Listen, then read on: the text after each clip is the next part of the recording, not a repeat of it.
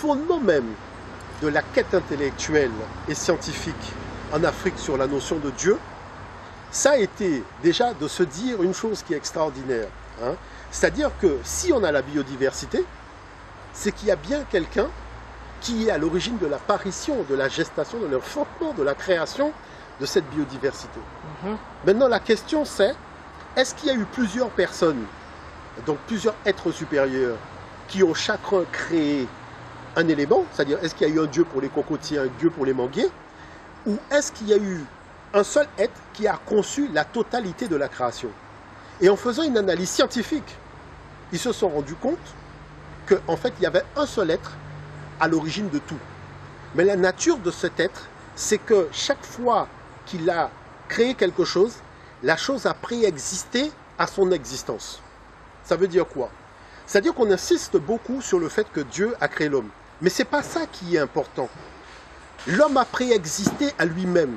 Ça veut dire quoi? Ça veut dire que Dieu a créé les conditions préexistentielles de l'humanité avant d'engendrer l'humanité.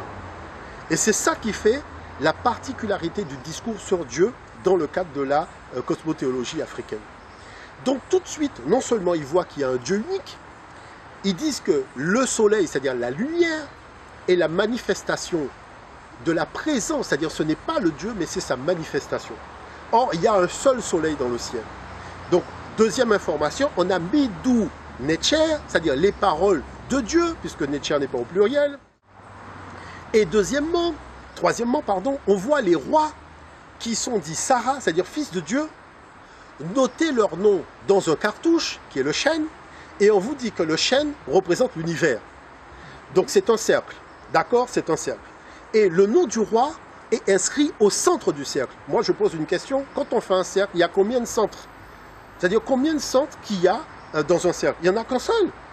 Hein? Donc à partir de là, on voit bien que les choses sont scellées. C'est-à-dire que la notion d'un Dieu unique qu'ils ont appelé Wa, Wa c'est le chiffre 1 en mathématiques, quand on parle de Médou Netcher, donc de l'égyptien ancien. Wa, les anciens ont été jusqu'à appeler Dieu Wa, c'est-à-dire l'unique.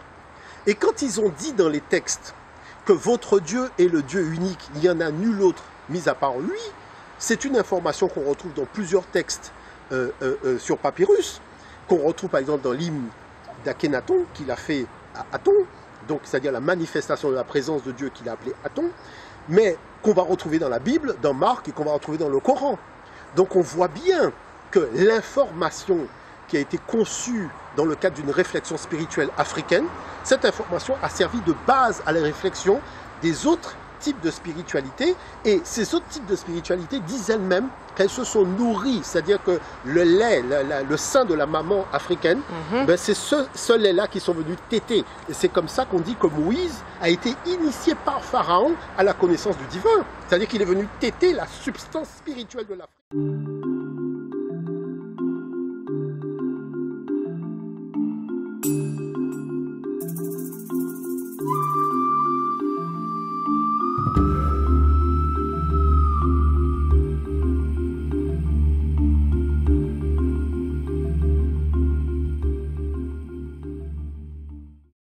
C'est que si les anciens en Afrique ont inventé l'écriture, ils ont forcément donné un nom à ce qu'ils ont inventé.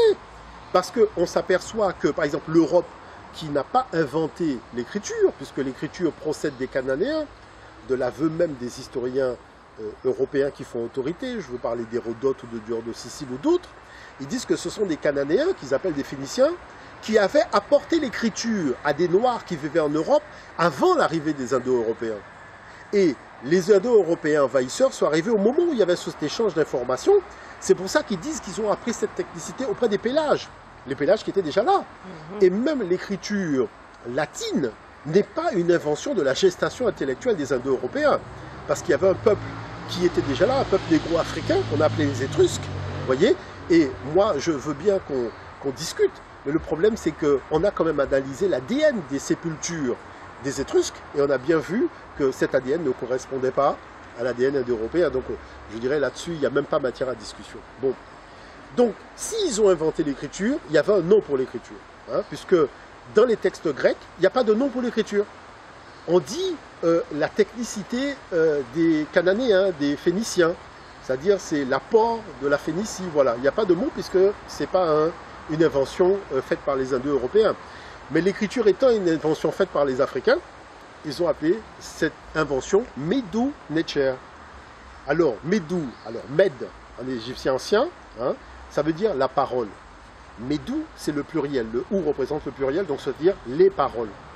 Mais Necher n'est pas au pluriel, c'est bien au singulier. On n'a pas dit Necherou, on a dit Necher. Et Necher, ça veut dire Dieu. Donc, les paroles de Dieu.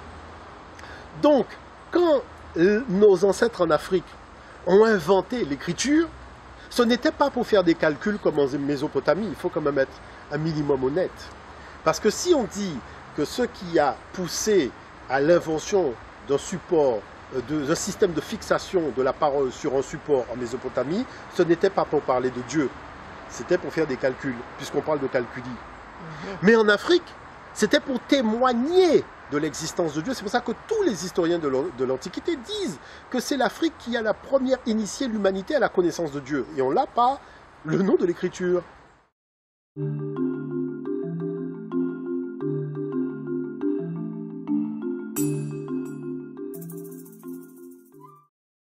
Voilà que les Grecs arrivent en Afrique et découvrent des textes sacrés sur papyrus qui vont appeler Biblus. Parce qu'il y a quand même des choses extraordinaires. Tout le monde a un dictionnaire. Il y a ce qu'on appelle l'étymologie, donc les dictionnaires étymologiques. N'importe qui prend un dictionnaire d'étymologie, qui va regarder le mot Bible, la définition et l'étymologie du mot Bible, se retrouve transposé directement en Afrique avec la notion de texte sacré sur papyrus.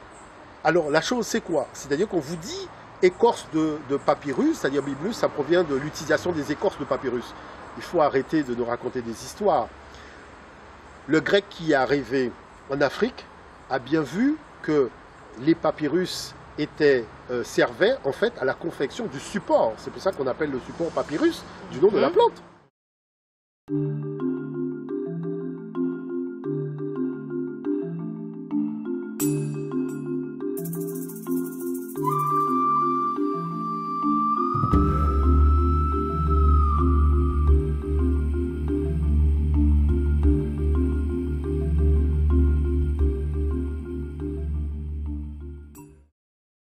La question c'est, est-ce que l'ancêtre africain s'est trompé en définissant l'écriture comme une parole? Non, il a raison. Il a voulu simplement fixer définitivement la parole de Dieu. D'où le fait qu'il est appelé, c'est pas le fait d'avoir fixé qui est important, c'est qui a produit l'information et quelle était la nature de cette information. C'est pour ça qu'il l'a appelé Medu Necher, c'est-à-dire les paroles de Dieu. Et ça c'est important d'arriver à comprendre ça.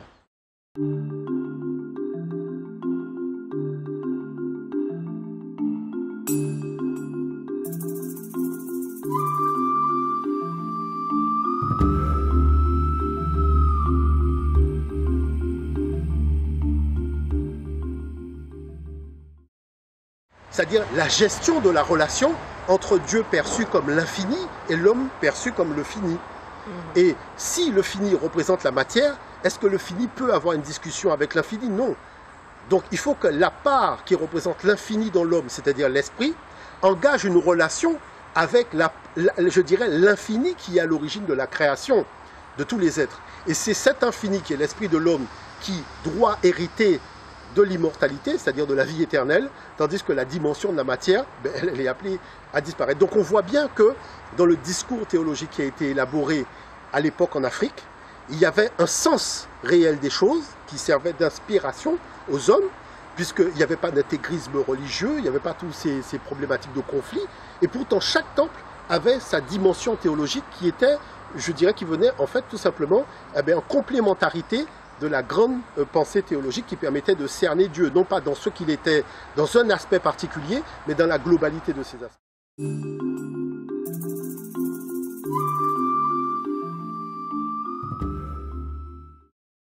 Si on prend par exemple le dossier spécial du monde des religions sur la thématique qui a écrit la Bible, tout le dossier vous dit que la notion de vie éternelle, c'est ça le paradoxe.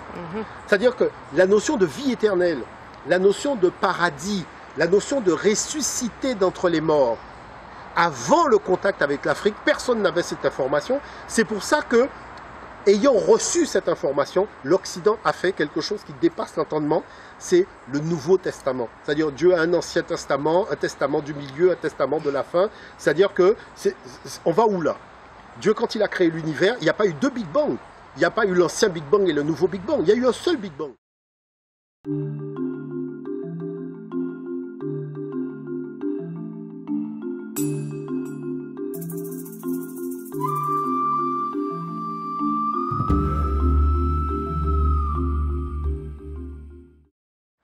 En Occident, tout ce qui revêt de l'ordre de l'importance dans le cadre du fonctionnement de la société occidentale, l'oral prévaut sur l'écrit.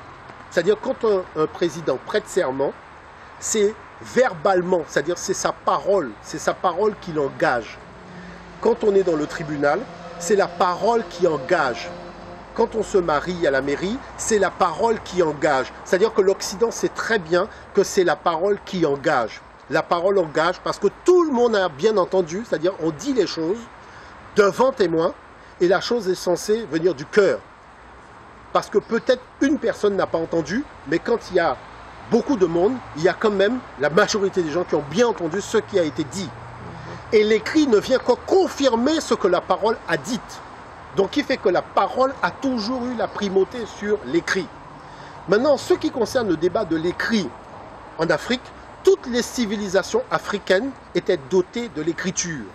Mais certaines ont gardé dans un cadre initiatique le système de fixation d'une information parlée. Et que quand les gens avaient le code de lecture, on le voit bien pour les hiéroglyphes, vous voyez des hiéroglyphes pour vous ce sont des dessins. Mais quand vous avez le code de lecture, vous comprenez la phrase. Et c'est valable pour toutes les civilisations africaines. Vous voyez? Donc tout ça relève en fait d'une vision totalement colonialiste et impérialiste de l'histoire des pays du Sud, avec une chose qui est extraordinaire, c'est-à-dire un Occident qui n'a jamais généré quelque écriture que ce soit de toute son histoire. C'est-à-dire c'est celui qui a été dans l'oralité. Vous voyez une chose qui est extraordinaire, qui a reçu l'écriture de la part de l'Afrique. Et ses propres historiens reconnaissent que l'écriture est venue de l'Afrique. C'est celui-là qui vient nous raconter des histoires de merde.